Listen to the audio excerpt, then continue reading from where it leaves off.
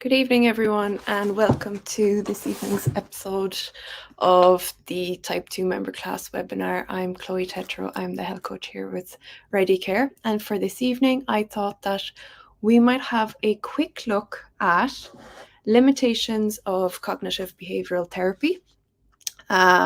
So I've utilized some of the techniques in cognitive behavioral therapy on the webinar and in chatting about specific challenges and obstacles when they come up with people, and utilizing some of the techniques of cognitive behavioral therapy.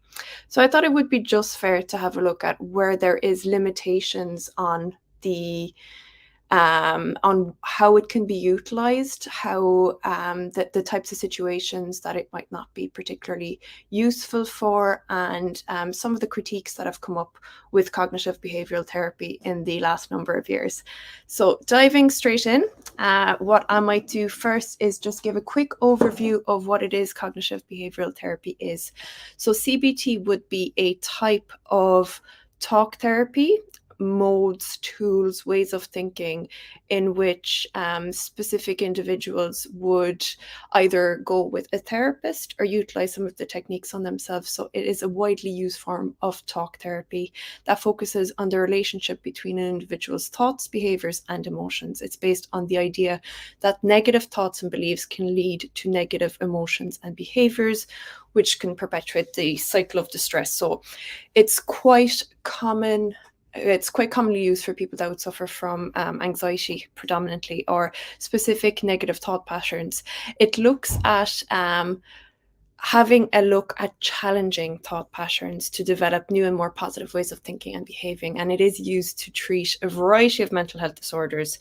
As I mentioned, usually things like anxiety and depression, sometimes compulsive disorders. And it is a very goal-orientated therapy with a focus on helping individuals. So one of the tenets of cognitive behavioral therapy is a phrase known as putting your thoughts on trial. So to give an example, if I said, God, everybody at the party hated me, I better go. It would be looking at that statement to try to minimize the emotional impact that would be following along with that statement. So for those of you that would be used to some of the topics that come up in these webinars, the brain is an association machine. With emotions usually, or with thoughts usually, comes emotions, usually comes associations from our own lives and how those are carried through into our adult life. So sometimes a particular thought can cascade this type of emotional waterfall that we sometimes have difficulty dealing with. So CBT is one of the techniques that looks at putting the thought on trial, seeing if it is particularly true, if it's always true, all of that kind of thing. So why does it not work for everyone? And this is the kind of main criticism that I'd like to focus on for this evening with regards cognitive behavioral therapy, only because it is something that I have mentioned here previously. And I'd like to have a look at the other side of it, really. So it has been shown to be effective for a lot of individuals. However, if we kind of think of what it is that CBT is targeting, primarily it's the symptom. So it is very seldomly the root cause. When we're in a situation where specific thoughts can cascade into specific emotions, cognitive behavioral therapy can be a quick way to maybe remove some of the emotional charge that's associated with it. But really, what you're finding is that without addressing the root cause, especially if it's something that is quite repetitive, it's something that is a pattern in your life, it's a loop in your life, what happens there, it becomes managing a symptom and not really addressing what's happening under that. What is the cause of the problem? What is happening? And without really truly addressing the reality of where an individual may find themselves emotionally, psychologically, that would perpetuate this type of symptom arising, there really wouldn't be there wouldn't be a long-term improvement without the root cause being looked at. Um, Additionally, with cognitive behavioral therapy, it can sometimes lead to internalization of self-blame.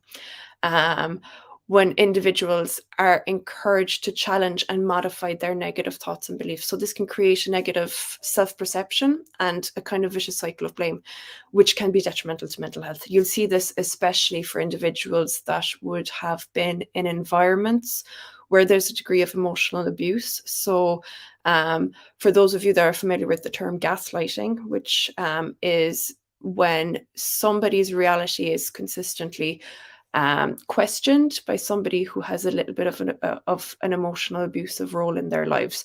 It's to dismiss, belittle the person's reality to the point that an individual can find themselves questioning whether their own thoughts are real, whether their reality is real, and can tend to self-blame.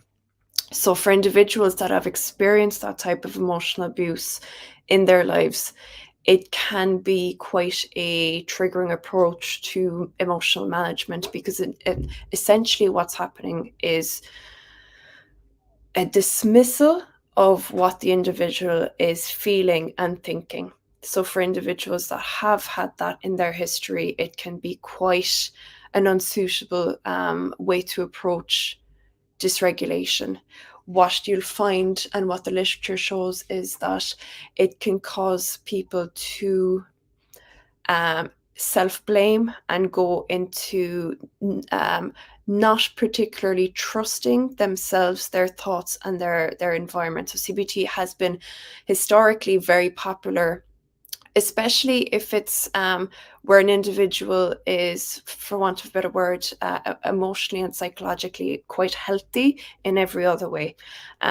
It can sometimes as well, some studies have shown that CBT may not be as effective as other forms of therapy for individuals with things like severe depression or trauma-related disorders. So if we look at the fact that, you know, up to 10% of the population has some amount of trauma-related disorder, and they might be coping, they might be managing very well, but there's 10% of the population that have experienced trauma severely enough that there is a difficulty with some emotional regulation. Something like a CBT technique might not be right for them.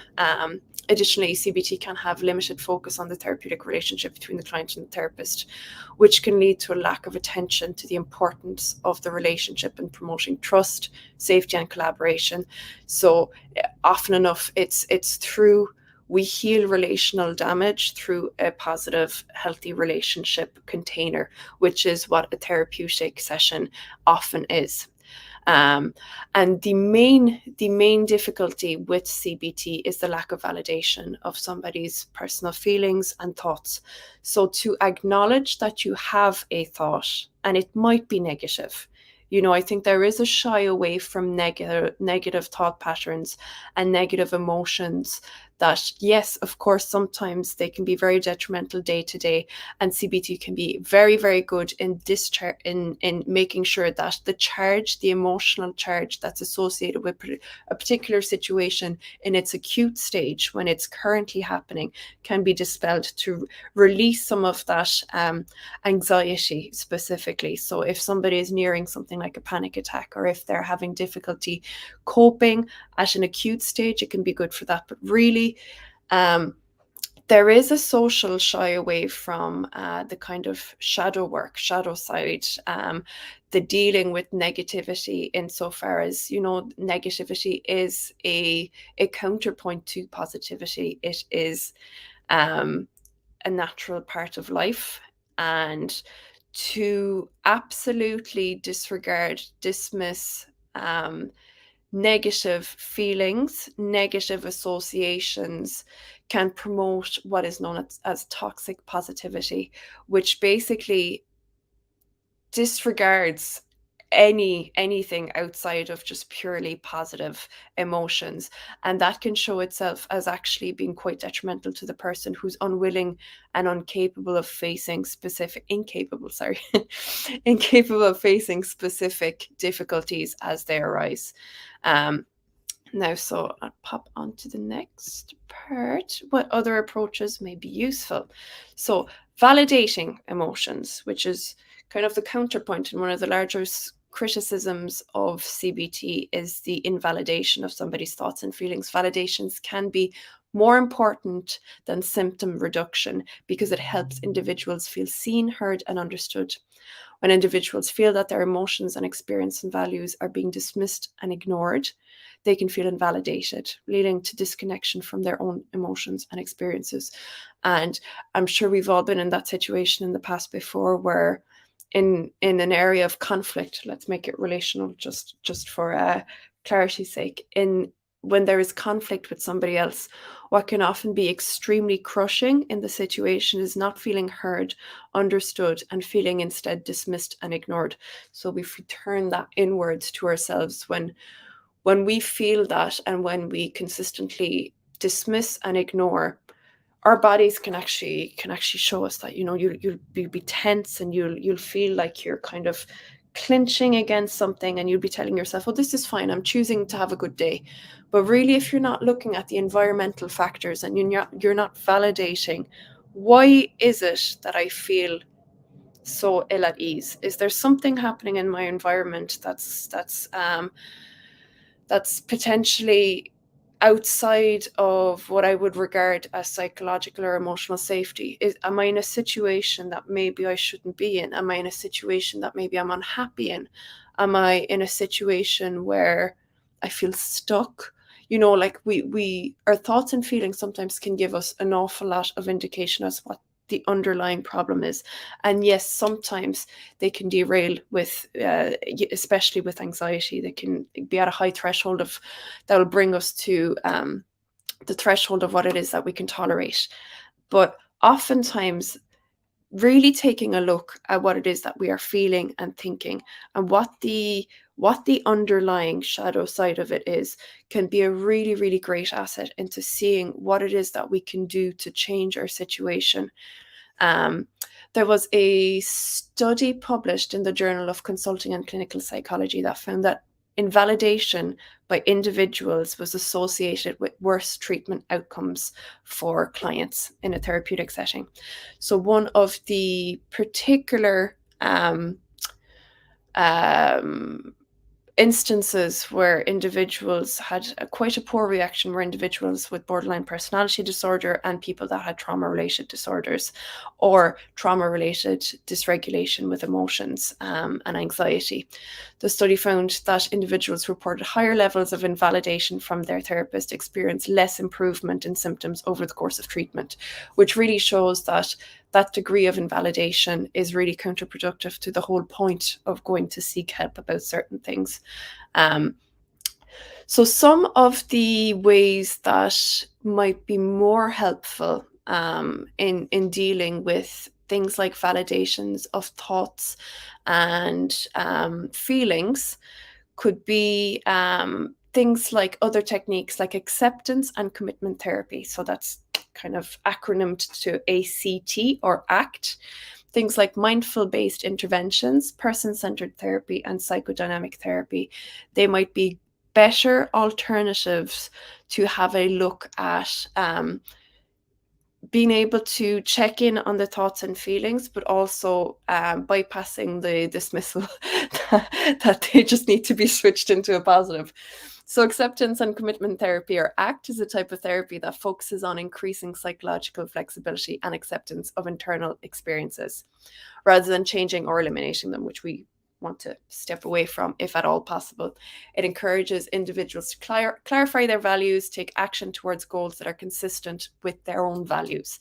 So it really looks at who the person is and how can they move more in a way that's authentic to who they are, while learning to tolerate discomfort. And as I said, it's one of the things that we see an awful lot in what's kind of umbrella termed toxic positivity, is the inability to tolerate discomfort. So the other one I mentioned is mindfulness-based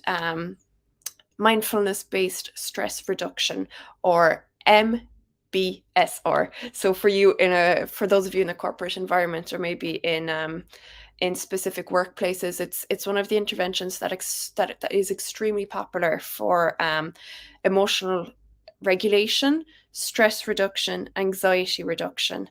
And it looks to cultivate a more non-judgmental awareness of the present moment.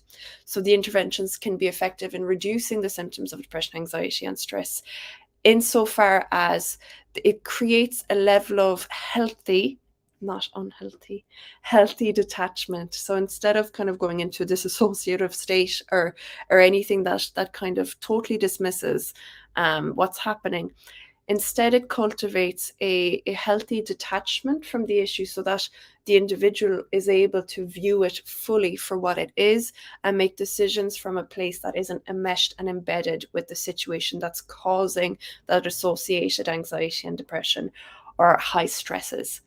Um, those would be ways that could potentially help an individual to have a look at some of the stresses, anxieties that are going on in their lives, and without the minimization aspect of it. Now, lads, I use the CBT techniques, and they are absolutely brilliant most of the time. Most of the time, they're brilliant. And for if somebody is in an otherwise healthy, quote unquote, healthy space psychologically and emotionally, and they're able to fine tune what is an appropriate response and isn't an appropriate response, CBT can be exceedingly helpful, especially to put things into perspective. But just know that it does have its limitations. It does not work for everybody. And if you find yourself being one of the people that it does not particularly work for because it is only addressing a symptom as opposed to a root cause, just know that you're not alone. It's absolutely not for everybody. And the literature seems to be pointing actually towards a more recognition rather than dismissive self-therapy and session therapy position. So if you have any comments or thoughts on the issue, I'll give my usual 30 seconds or so. But otherwise, that is me for this evening. Short and sweet, and I will be back in 3 weeks, and Andrew will be back with you guys next week. So that is me for now, and we will talk to you later. Bye now.